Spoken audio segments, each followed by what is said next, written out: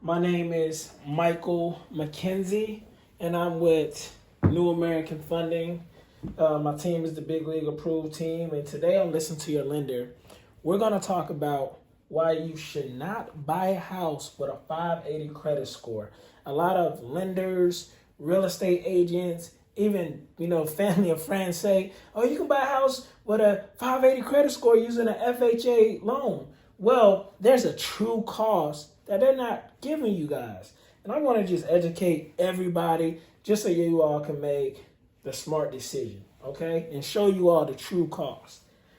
So, we have two scenarios here. We have a scenario with a 580 credit score and a 650 credit score. The purchase price, they're the same, $200,000. The down payment is going to be the same. The down payment for an FHA loan minimum is 3.5% down. So to figure out how much, you're going to do 200,000 times 3.5%. That gives you $7,000, right?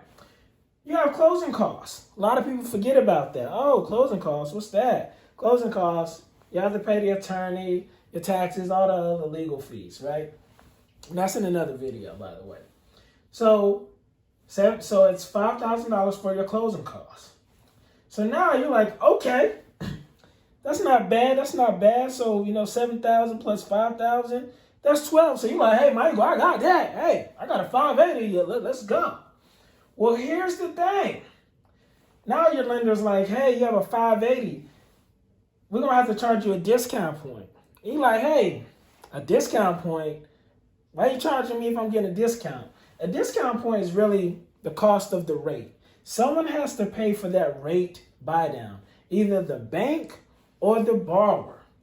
So in this particular case with a 580, you don't really have room for too much incentives because it's a very risky loan for the bank. So the bank is like, hey, to even get you on the board with with an interest rate, and let's say that interest rate, just for this video, let's say the rate is going to be 4.125, right?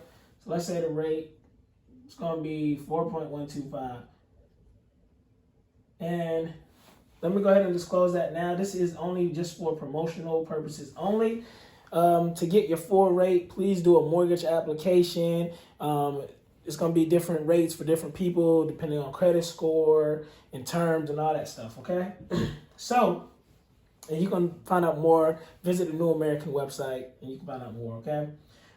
So, let's say to get a 4.125 rate, it's going to cost you $7,000.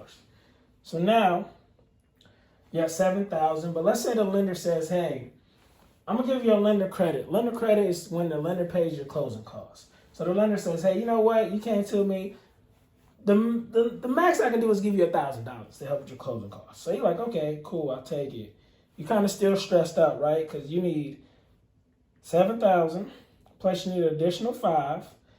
And when it comes to closing costs, your lender can pay it, the seller can pay it, and the real estate agent can pay it. But let's say in this case, you're in a hot market like Raleigh-Durham, and no one can't pay it. The seller, the real estate agent, because they don't have to, or the lender, right? So now that's $7,000 plus $5,000. Now you have $7,000 for your rate of 4.125. The lender is going to give you $1,000, so minus that by $1,000. So looks like you need $18,000 to buy this $200,000 home, right? You need $18,000 to buy a home for $200,000 with a 580 credit score. So now let's look at this scenario. Everything's the same. Purchase price, down payment, closing costs, discount, right? So now with the discount, let's say the lender says, hey, you got a 650, we can take care of your rate buy down. So now, $0. You're not paying anything. Oh my goodness. And let's say the lender says, you know what? We're still going to give you $1,000 because you came to us. So now you're like, okay, this is a good deal. So let's see how much money you need. You need $7,000. Same scenario. Closing costs is not being paid by anyone. So now you need $5,000. Discount point, no charge. And let's say the rate that the lender decides to give you with a 650 is 3%, right? So you get a 3% rate. And again, for the rates and all that terms, legal jargon, please click on my website link. All terms with interest rates and all that stuff is different. This is for the YouTube video only, for an example. And then, let's say the lender is going to give you $1,000 too. So now you got 7 plus 5 equals 12. Minus that by 1,000 that the lender is going to give.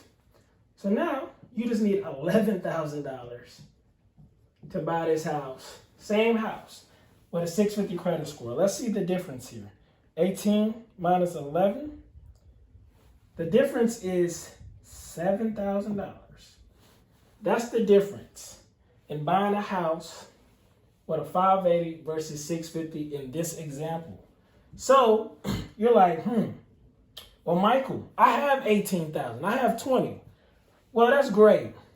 But why put up all this money just to get into a house with a higher rate when realistically this is a 70-point difference? You could have the lender look at your credit report, or you look at your credit and say, what can I pay down? The first thing you should look at to pay down, look at your credit card utilization. Is it higher than 30% total utilization? You want to get it down to 30% or really to 15%. That's the sweet spot for total credit utilization. When you do that, that's going to boost up your score.